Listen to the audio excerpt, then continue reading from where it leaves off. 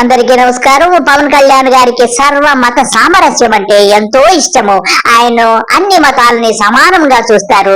ప్రతి మతములో ఉన్నటువంటి అన్ని విషయాలు ఆయనకి తెలుసు. బైబిల్ అయితేనేమి, ఖురాన్ అయితేనేమి, భగవద్గీత అయితేనేమి అన్ని కూడా అనర్గళంగా చదివినటువంటి మేధావి.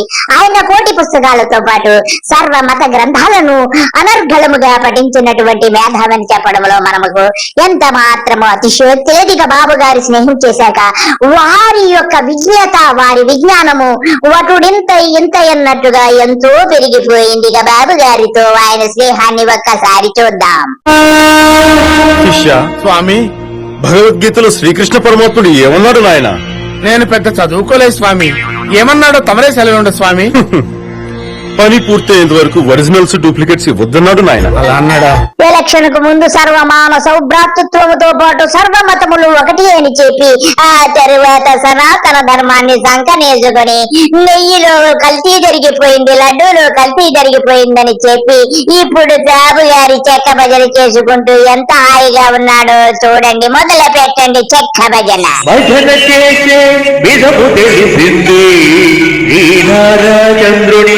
భజన చేసి మోక్ష పొందండి. ఇకపోతే అపర మేధావి ఓట్లు దండుకున్నాక సనాతన ధర్మము గుర్తొచ్చి లడ్డూలో కల్తీ జరిగిందని తిరుపతి వెళ్లి ఏం మాట్లాడాడో చూద్దాం. నా సనాతన ధర్మాన్ని పాటించడం కూడా వీళ్ళందరికీ పాపంలాగా మాట్లాడతారు. I will make my stand clear to you today. I am an unapologetic Sanatani Hindu. నా కులం ఉంది, నాకెక్కడ మతం ఉంది, నా కూతురు క్రిస్టియన్ అబ్బా. ఎలక్షన్ అయిపోయింది. డీసీఎం పదవి వరించాక ఆయనకి సనాతన ధర్మం గుర్తొచ్చింది. సనాతన ధర్మానికి ముందు అంటే ఎలక్షన్లకి ముందు క్రైస్తవ మతం గురించి ఏం మాట్లాడారు అయ్య గారు అని అడిగి తెలుసుకుందాం. చెప్పండి. చాలా గొప్ప మతం. ఒకసారి అనిపిస్తుంది ఎక్కడెక్కడో విదేశాల నుంచి వచ్చి ఇక్కడ స్థానికంగా కొంత మనం ఇంతమంది రాగలుగుతుంటే సేవా తత్పరత ఉంది, సేవా దృక్పథం ఉంది ఈ మతం, మా క్రిస్టియన్ మతం. దీనిని సంపూర్ణంగా అర్థం చేసుకొని ఆ సేవా తత్పరత లేకపోతే, భగవంతుడి పిలుపు లేకపోతే ఇంతమంది మనస్ఫూర్తిగా తీసుకున్నారు. అందుకని మీకు ఎలాంటి అడ్డంకులున్నా, ఎలాంటి ఇబ్బందులున్నా ఖచ్చితంగా మీకు అండగా నిలబడేవాడిని. అంటే నేను బైబిల్ నుంచి నేను నేర్చుకుని ఒకటి ఇచ్చినప్పుడు తనను తాను తగ్గించుకున్నవాడు హెచ్చింపబడునండి. ఇప్పటి వరకు క్రిస్టియన్ మతంలో ఉన్నటువంటి గొప్పతనం గురించి ఎప్పుడు తగ్గించుకొని వాడు హెచ్చింపబడతాడంటాడు. అలాగే ముస్లిం మతంలో ఉన్నటువంటి ఆచారాల గురించి, అదేనండి బీఫ్ తినాలా వద్దా అనే విషయం గురించి కూడా ఈయనే చెబుతారు. మోడీకి తిరగలు వేస్తాడు, గోద్రా సంఘటనను గుర్తు చేస్తాడు. బీఫ్ తినకపోయినా గానీ ఎన్నో హత్యలు చేసినట్టుగా గుజరాతీలను నిందిస్తాడు, మోడీని నిందిస్తాడు, ఇండైరెక్ట్ గా అన్ని చెబుతాడు. ఒక్కసారి ఆయన మాటలలోనే విందాం. అంటే నాకు అనిపించింది మనకి మధ్యన ఈ మన బీఫ్ గురించి మాట్లాడతాం అవన్నీ ఉంటే నాకు అనిపించింది పూర్తి శాకాహారం తింటే మనుషులు గొప్పవాళ్ళు అయిపోతారా అని అంటే నాకు అనిపించింది. మరి గుజరాత్ పూర్తి శాకాహారం రాష్ట్రం, అది కానీ అత్యంత మారణకాండ జరిగింది కూడా గుజరాత్లో. సో తిండి వల్ల మనుషులు మారిపోతారనేది తప్పది. అలాగే ఇప్పుడు మీరు చెప్పిన నా గడ్డం వేయించుకుంటే నాకు నిజంగా ఆనందిస్తుంది. నిజంగా ఇది మనస్ఫూర్తిగా పెట్టుకున్నాను. ఒకే కులం ఒకే మతం అందరూ ఒకటే, అందరినీ కాపాడే దేవుడు. ఇతడు కేవలము ఓట్ల కోసమే మతాలను రెచ్చగొట్టి మత విద్వేషాలను రెచ్చగొడుతున్నాడు తప్ప ఇతడికి మతాల పట్ల గౌరవం లేదు, ఎటువంటి గౌరవం లేదు. గౌరవం ఉంటే నీ మతాల్లో దూరడండి. ఏదో ఒక మతాన్ని నమ్ముకొని దేవా దేవా కృష్ణ కృష్ణ అల్లాను బ్రతుకుతాడు. ఇతడంతా అవకాశవాది ప్రపంచంలో ఉండడు. అందులకే అతనికి తలవంచాలి, అనుదినము ఆ దేవుని పూజించాలి. రష్యాలో పుట్టి భారతావనిలో మెట్టి క్రిస్టియన్ వివాహం చేసుకుంటాడు, మళ్ళా క్రిస్టియన్ తిడతాడు. హిందువు వివాహం చేసుకుంటాడు, హిందువులను ద్వేషిస్తాడు, ముస్లింలను ద్వేషిస్తాడు, అందరినీ ద్వేషిస్తాడు. తెలుగు వారి కోడలివై అధికారానికి ముందు క్రిస్టియన్ వివాహం చేసుకున్నాడు, తర్వాత ఇప్పుడు క్రిస్టియానిటీని ద్వేషిస్తాడు. మరొక విషయం ఏమిటంటే అధికారం చేపడతానే సనాతన ధర్మము గుర్తొచ్చి దేవాలయాల మెట్లన్నీ కడిగేసి తిరుమల కొండ ఎక్కడానికి మెట్ల పైన కుక్కలాగా బొగురుస్తూ ఎలాగున్నాడో చూడండి. అదండి మా పవన్ కళ్యాణ్ యొక్క నిబద్ధత. పుచ్చుకోండి.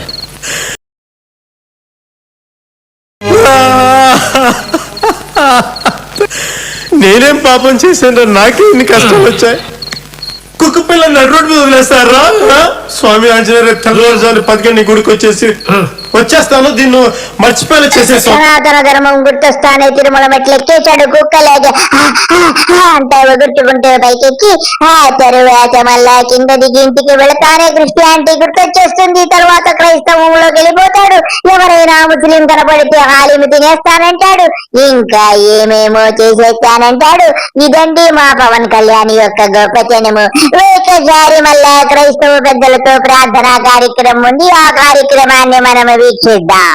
నాయన వరకు కావలసిన జ్ఞానమును, తెలివిని, బుద్ధిని, వివేచన దయచేయమని తండ్రి ప్రార్థిస్తున్నాం.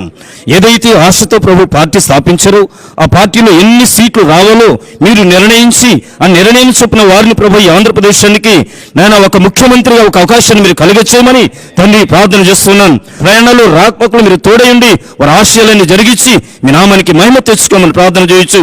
ఈ ప్రార్థన యేసు నామములో అడిగి వేడుకొనుచున్నాము తండ్రి. ప్రేక్షకులారా, ఈ ప్రార్థనా కార్యక్రమం అంతా ఓట్లు దండుకోవడానికి ఎలక్షన్లకు ముందు ఆడిన నాటకము. ఎలక్షన్ అయిపోయాక తర్వాత సనాతన ధర్మం వచ్చేస్తుంది, క్రిస్టియానిటీ మర్చిపోతావు, ముస్లింలు మర్చిపోతావు, అందరినీ మర్చిపోతావు. ఆ తర్వాత మిరియాల పొడి వేసుకొని పాటలు పాడుకుంటూ ఉంటాడు. కంటిన్యూ. ఒక్క గ్లాసు మిరియాల పాలు ఖర్చులకు పోతే 2 యాలక్కాయలు కూడా తగిలించవా? ఏలక్కాయలే కాదు కరక్కాయలు కూడా వేసుకుని తరువాత ఆయన యొక్క ఉన్నత విద్యాభ్యాసము, ఆయన చదివినటువంటి చదువుల గురించి మనకందరికీ చెవులో పువ్వులు పెట్టి చెప్తాడు. చెప్పండి మీ చదువు గురించి. నెల్లూరులో 7th grade నేను stood first in English 7th common exams లో. అంటే ఇవన్నీ చెప్తే నాకు ఇష్టం చదువు అండి, కాకపోతే టీచర్లు చెప్పే చదువు నాకు నచ్చలా.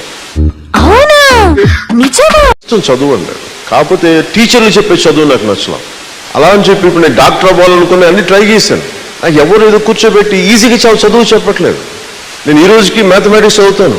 అపర మేధావి గారు మ్యాథమెటిక్స్ చదవరండి, మ్యాథమెటిక్స్ చేస్తారు, ఫిజిక్స్, కెమిస్ట్రీ అన్ని కూడా చదువుతారు. కొంచెం మీరు బాగా ఎక్కువైనట్టుంది మీకు. ఇకపోతే ఈ కోటి పుస్తకాలు చదివిన మహాజ్ఞాని అసెంబ్లీలో హాయిగా నిద్రపోతాడు. ఒకేసారి ఆ వీడియో కూడా వీక్షిద్దాం.